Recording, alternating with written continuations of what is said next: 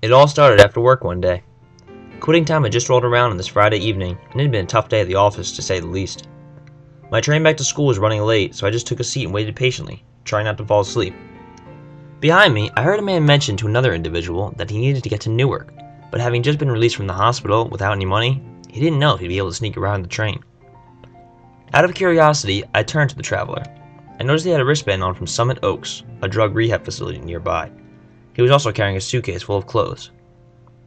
A conflict of personal morals ensued. There were others around who could help him, and besides, he never actually asked for help. I attempted to rationalize my diffusion of responsibility. I needed my money, and I'd worked hard for it. I should just keep my mouth shut. After all, he could always ride a bike home. Besides, what if he tried to steal from me? He didn't look very nice. Besides, the train stop had accommodations, should he need them. Of course, this internal debate lost steam quickly, and I knew what I had to do.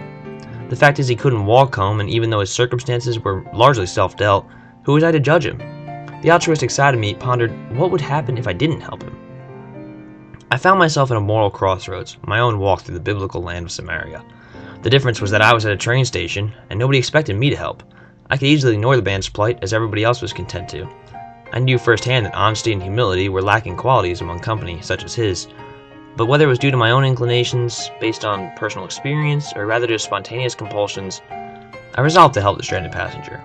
Without his knowing, I purchased a ticket for the man. A large part of me didn't trust him, or even like him, and yet I felt compelled to help him out. I wanted him to know that the world was not an evil place and compassion could still exist even among urban chaos. I silently took up a seat behind him on the train and waited. The first stop came by, and no conductor passed through. Soon, however, the sound of a ticket puncher became increasingly audible. The man's apprehension grew in proportion, and I could see how uncertain he was in terms of getting home tonight. As the stern conductor approached the man, I produced his ticket. The man's name was Robert, and he told of how, recently, he'd overcome a drug problem and simply needed to get to Bayonne, where he had a home and a part-time job. I instructed him on how to take the bus, but knowing the spending habits of drug users, I gave him exact change for the ride, and wished him luck. He tried to give me some clothing as a token of appreciation, but I told him that he could instead repay me simply by taking care of himself. He could utter only 2 words: thank you. Though honestly, I feel as though I took far more away from the situation than he did. I gave him the basic tools to go from A to B, and it was no great expense. He, on the other hand, gave me an opportunity to show hope to another human being. I know not what came of him, however I can live knowing I did everything I could to ease the burden of this life on another. And that was the best feeling $5 could buy.